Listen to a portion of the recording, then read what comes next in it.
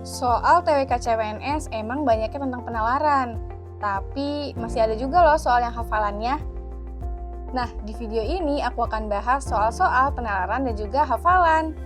Tonton sampai habis ya.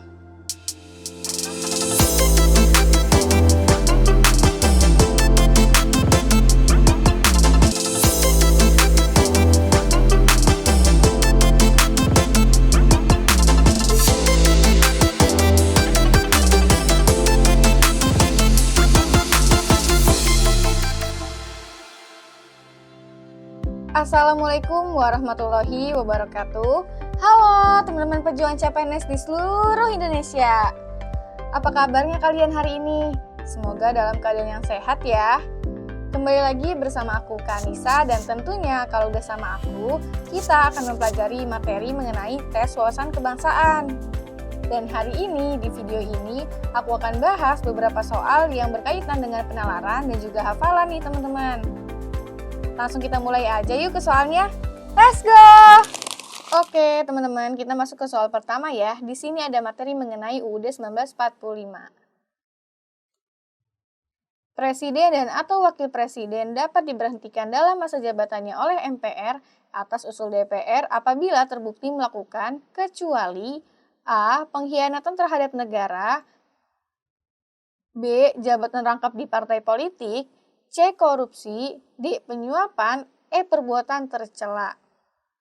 Nah, di sini teman-teman, yang ditanyakan itu adalah mengenai pemberhentian presiden dan atau wakil presiden di dalam masa jabatannya oleh MPR yang diusulkan oleh DPR nih, teman-teman. Harus ada bukti-bukti perbuatan melakukan suatu hal nih, teman-teman. Dan tentunya hal ini mengacunya pada UUD 1945 ya. Pasal-pasal yang ada di dalam UUD 1945. Nah, mengenai pemberhentian presiden dan atau wakil presiden ini diaturnya di dalam pasal 7A nih, teman-teman, UUD 1945.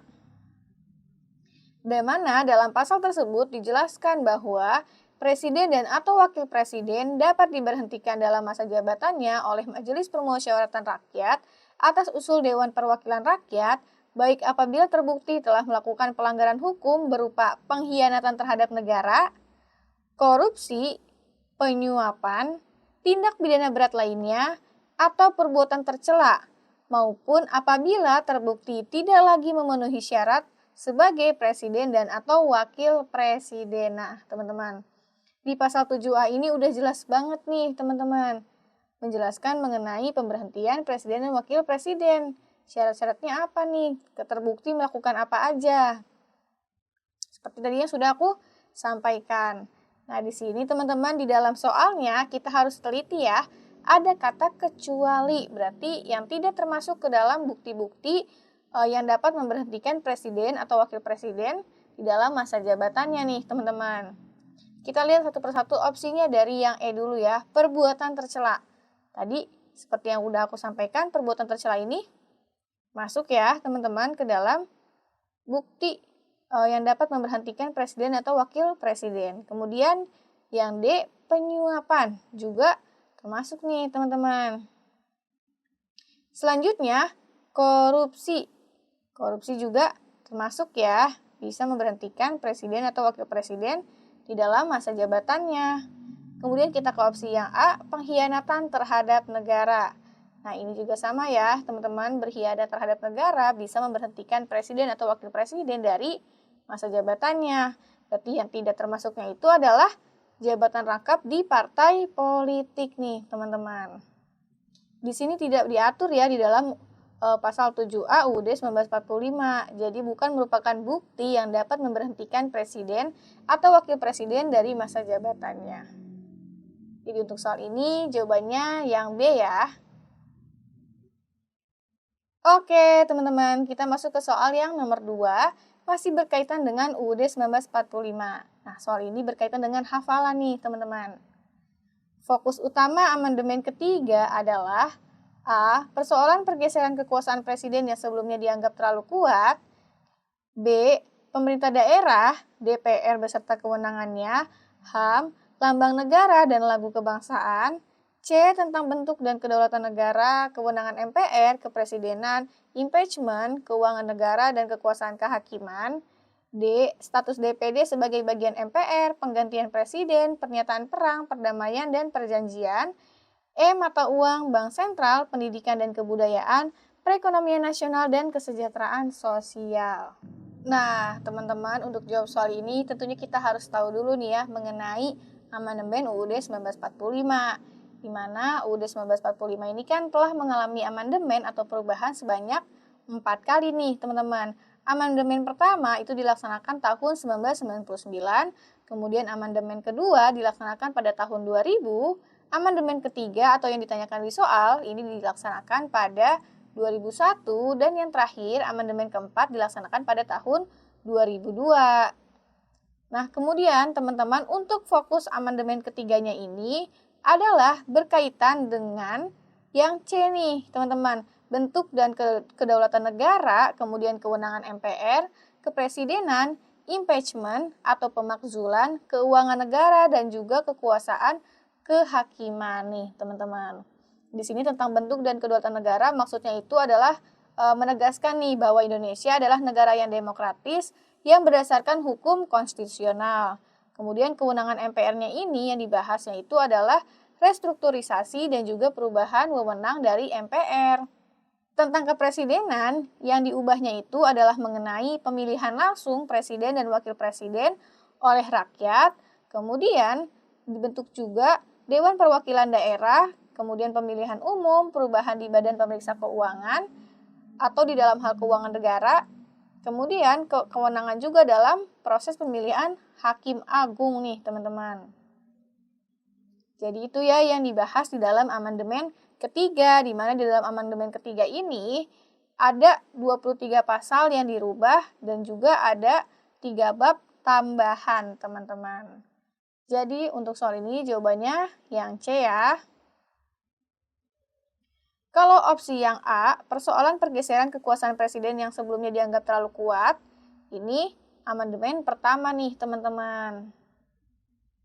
Kemudian, tentang pemerintah daerah, DPR, dan kewenangannya, HAM, lambang negara, dan juga lagu kebangsaan, ini amandemen yang kedua. Jadi untuk soal ini jawabannya yang C ya. Oke, teman-teman, kita masuk ke soal nomor 3, materi mengenai Bhinneka Tunggal Ika. Implementasi terhadap Bhinneka Tunggal Ika bisa tercapai bila seluruh komponen mematuhi prinsip-prinsip berikut, kecuali A. Perilaku inklusif, B. Perilaku eksklusif, C. Musyawarah mufakat, D. Rasa kasih sayang, E. Rela berkorban. Nah, di sini teman-teman nih, bagaimana prinsip-prinsip yang harus kita patuhi agar Bhinneka Tunggal Ika ini bisa tercapai nih, teman-teman. Kira-kira apa aja sih? Tapi kalian juga ingat, di sini ada kata kecuali, berarti yang tidak termasuk ke dalam prinsip-prinsip tersebut nih. Nah, di sini teman-teman yang ditanyakannya itu tadi kan prinsip-prinsip agar Bhinneka Tunggal Ika atau apa nih? Bhinneka Tunggal itu kan adalah dengan kondisi yang beragam tapi bisa bersatu nih, teman-teman. Itu bisa tercapai kalau misalkan seluruh komponen yaitu masyarakat, pemerintah, dan lain sebagainya mematuhi prinsip-prinsip nih. Yang mana aja nih prinsipnya, teman-teman? Yang pertama tentunya perilaku yang inklusif ya, teman-teman. Di mana maksud dari perilaku inklusif ini adalah masyarakat ini bisa menyesuaikan diri dengan kebudayaan lain, teman-teman. Jadi ini yang A termasuk ya, bisa mendukung untuk mencapai Bhinneka Tunggal Ika nih. Kemudian musyawarah mufakat juga sama ya, teman-teman, tentunya bisa mendukung tercapainya Bhinneka Tunggal Ika. Rasa kasih sayang juga sama nih, teman-teman. Dan juga rela berkorban juga sama. Berarti yang tidak termasuknya itu adalah yang perilaku eksklusif ya, teman-teman. Karena perilaku eksklusif ini artinya itu adalah masyarakat yang membatasi diri hingga menutup diri dari budaya masyarakat lain. Nah, dengan menutup diri tentunya kan akan sulit ya untuk menyatukan perbedaan-perbedaan yang ada di dalam masyarakat, teman-teman. Jadi untuk soal ini jawabannya yang B ya. Nah, teman-teman, tunggu dulu.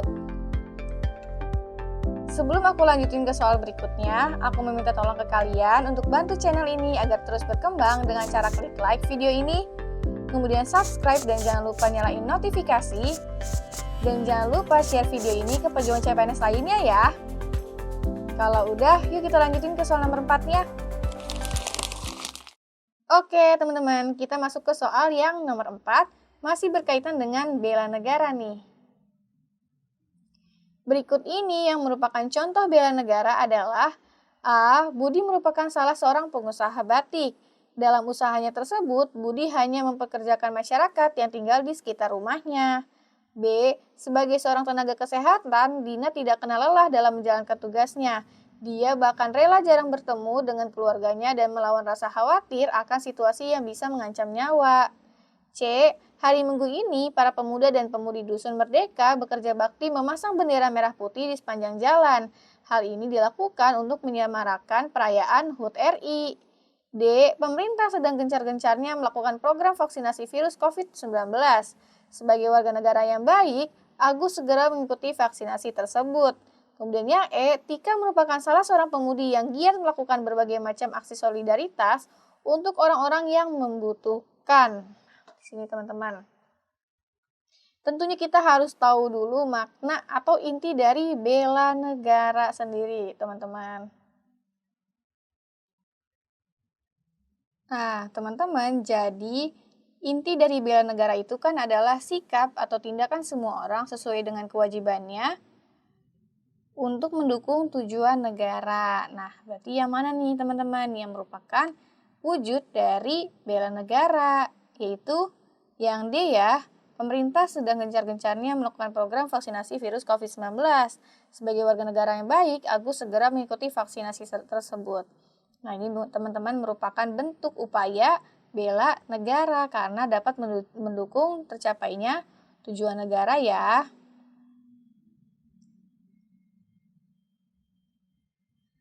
Oke, teman-teman, kita masuk ke soal terakhir, materi mengenai bahasa negara atau bahasa Indonesia.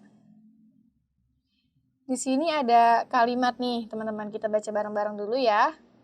Kasus harian positif COVID-19 terpantau melandai. Meski begitu, ada 5 provinsi yang tercatat mengalami kenaikan kasus tertinggi.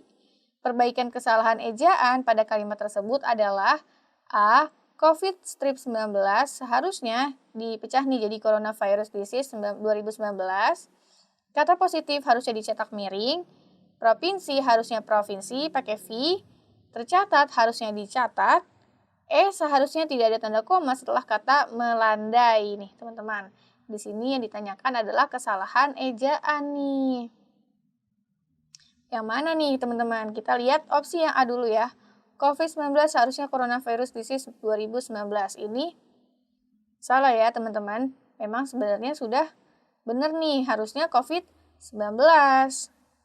Kemudian kata positif harusnya dicetak miring. Nah, teman-teman tentunya ingat kan, kalau misalkan kata yang dicetak miring itu adalah kata-kata yang diserap dari bahasa asing nih, teman-teman. Nah, sedangkan positif ini kan tidak ya. Berarti salah karena tidak harus dimiringkan pencetakannya atau penulisannya. Kemudian tercatat harusnya dicatat. Nah, di sini teman-teman. Ini juga salah ya, karena yang benar memang tercatat nih. Tercatat mengalami kenaikan kasus tertinggi, bukan dicatat mengalami kenaikan kasus tertinggi. Kemudian seharusnya tidak ada tanda koma setelah kata melandai. Ini juga salah nih teman-teman, karena memang dibutuhkan tanda koma. Berarti yang mana nih teman-teman yang salah? Yaitu kata provinsi nih. Semestinya apa? Semestinya provinsi yang baku, teman-teman, menggunakan huruf V, bukan P. Jadi untuk soal ini jawabannya adalah yang C ya. Nah, teman-teman, jadi segitu dulu materi yang bisa aku sampaikan hari ini. Semoga dari soal-soal tersebut bisa membantu kalian untuk lebih memahami materi mengenai tes wawasan kebangsaan. Dan juga teman-teman, aku mau ingetin sekali lagi, jangan lupa like video ini, kemudian subscribe channel ini, dan jangan lupa nyalain notifikasi, dan juga share video ini ke pejuang CPNS lainnya ya. Terima kasih sudah menonton video ini, sampai bertemu lagi di bedah soal selanjutnya. Dadah!